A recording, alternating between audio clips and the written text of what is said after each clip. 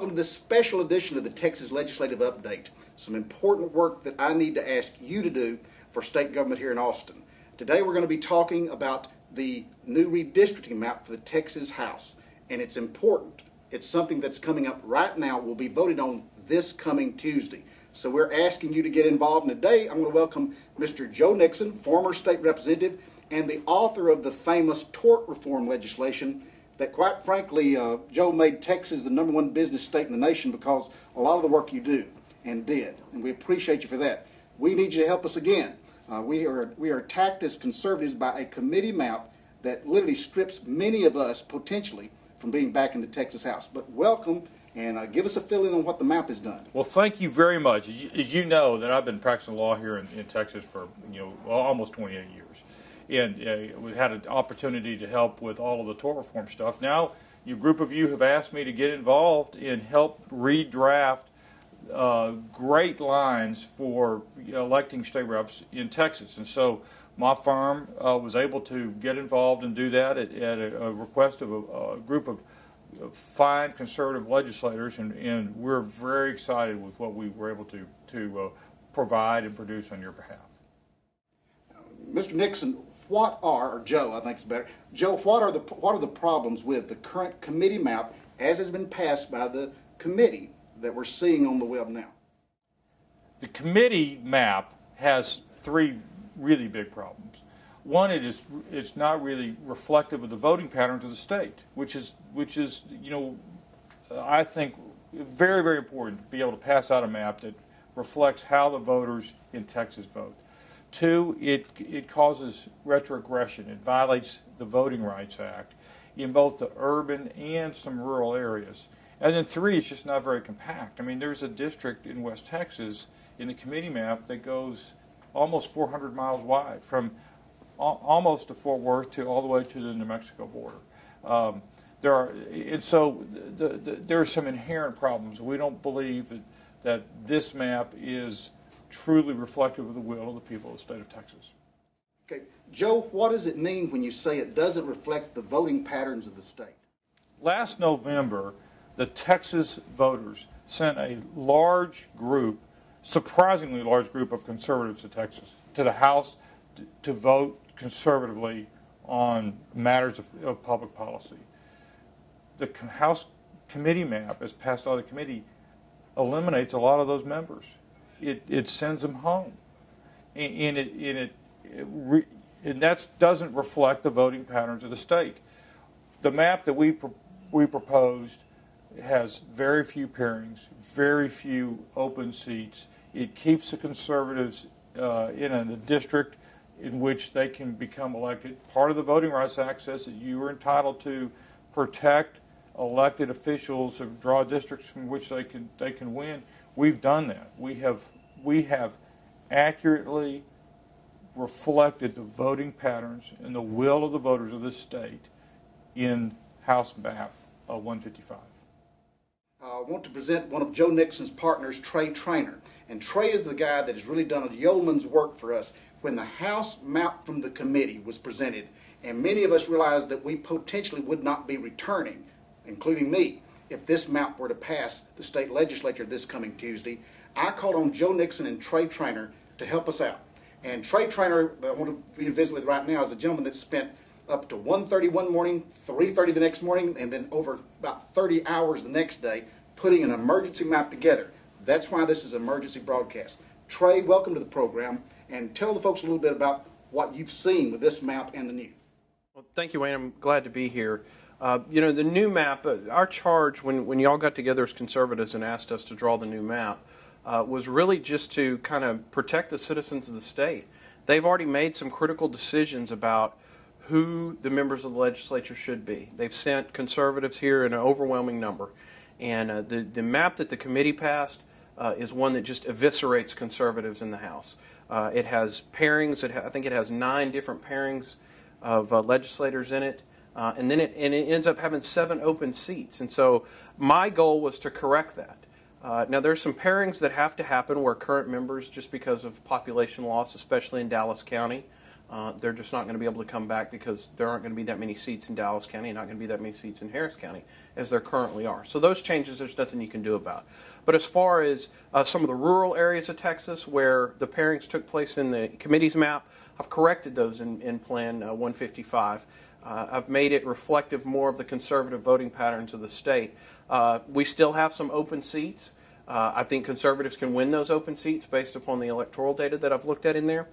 And that really was the goal here, was to make sure that the new map reflects what the voters have, the decisions they've already made. And it's not necessarily to protect the incumbents that are there, but to make sure that the voters have the opportunity to send the type of representatives that they've been electing back to the legislature.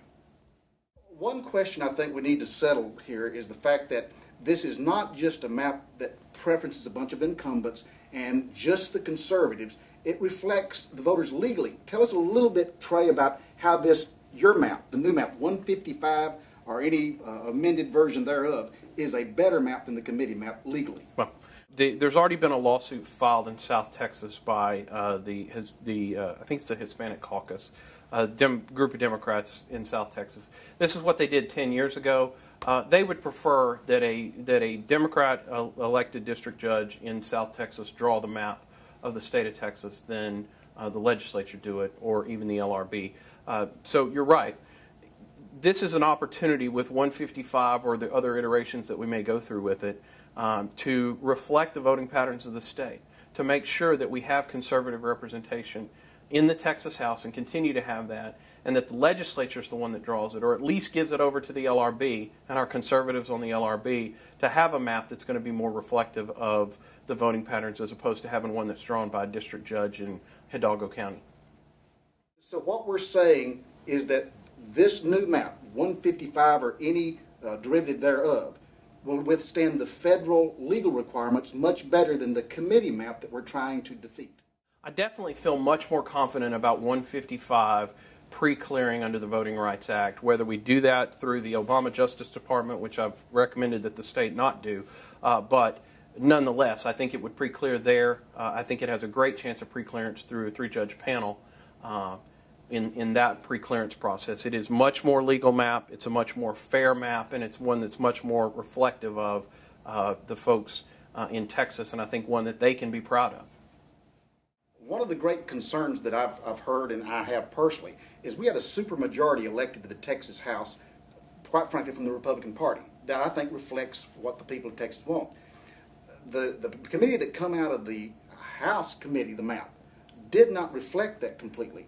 Your map will do what? The House map 155 or any derivative of it that we'll come up with will do how many Republicans as far as what the people's will expressed? Well, Wayne, based upon the political data that we have available to us right now, it's my opinion that 155 will elect between 97 and 99 Republicans. And again, that was a goal. I think the committee map, is electing something far less than what we have currently representation in the House. And again, that's not reflective of what the voters have already done. They have made a statement, and I think it's incumbent upon the House to try to protect the voters and say that this is the type of House that the voters want. And so what we've done in Plan 155 is to put as many Republicans back in office as we possibly can. And as I said earlier, some of those are open seats, but I think there are open seats that will in fact elect a conservative to the position. You know, what's frustrating to me is that years ago when I first came to the Texas House, about 15 years ago or so, I was the first Republican. And I've been pretty strong conservative ever since. And what we've seen is the urban areas become a little bit less conservative, but the rural areas have increased our voting strength conservatively. This map for us in East Texas just completely scatters we conservatives. It opens up in my particular district a former Democrat to take over my largest county. It underneath me and takes another one of my counties away to potentially make it a perfect map for a former Democrat. Let's try to make very clear what we're asking you to do as a voter. If you believe, as I do, that we had a supermajority for a conservative purpose and want to retain that supermajority as the will of the people of this state, and do not want to see it destroyed, then we need you to pick up the phone, get on the email, however you communicate, and get in touch with your state representative in this capital immediately. The vote will be taken on Tuesday, so you must contact us now. Just so happens they use the Easter holiday where we won't be here as much. So it's kind of this void. We need you to pick up the phone call and say, do not vote for the current committee map. Vote for map number 155 or any amended version of 155 that will be presented. And Wayne, I appreciate that you're asking people to call and write and get involved. You know, they can go online and look and see this map on the Texas Legislative Council's website. They have it up. I think it's Plan 155, as we've mentioned several times. They can take a look at it, see what it does. Again, as you've said, there may be other iterations of this. You know, and I would urge people to call and let their members know. Even in 155, there's always ways to make these things better. And you know, we can take input right up to the last minute, and you know, let's get everybody involved, and let's get the best possible map that's reflective of the voting patterns of the state out. There was a challenge that Brian Hughes, state representative from up Marshall area, up in Deep East Texas, he made the appeal. He withdrew his support for Speaker Strauss under the argument he was called by another member of the Strauss team and told that they were going to pair Dan Flynn and Erwin Cain with the purpose of disassembling the conservative their team majority in the House. And Brian got upset. There was a public hearing chaired by Chuck Hobson, and they swore in, Brian was sworn in, the opponent was not, and they came up with no finding of truth that was ever said. Would you acquaint to us, Trey, what the result, when Brian Hughes said he was told they were going to pair Dan Flynn and Erwin Cain, what does this committee map now do? As you know, the map that was passed by the committee does, in fact, do that. It pairs Dan Flynn and Erwin Cain into a district where they would have to run against each other in the Republican primary, and effectively one of them is not going to come back. Does your map 155 correct that? My map 155 has no pairings in the East Texas, in the East Texas and kind of Northeast Texas area. So we've taken all of those pairings out. And frankly, there's no need to have that type of pairing up there. There's enough population to support the number of districts that are up there. Again, as I mentioned earlier, the pairings that are going to take place happen in more of the urban areas of the state where there's been, Dallas is a good example. Dallas has lost the number of representatives they have is going down. And so you're going to have to pair current members of the legislature together there. I want to thank Joe and Trey for both being here today and helping us out in this emergency situation. But most of all, I want to ask you, I need your help. Your conservatives in the Texas House need your help today. Call your state representative. Ask them to call your state representative. Ask them to vote for map 155 or any derivative of it that might be amended, and to not vote for the committee map for the Texas House of Representatives legislature. We need your help. This is the greatest attack on the conservative majority that you have sent to this legislature. I need your help today. You're the ones that can make a difference. I ask you to pick up the phone. Tuesday is the deadline, so call your representative today.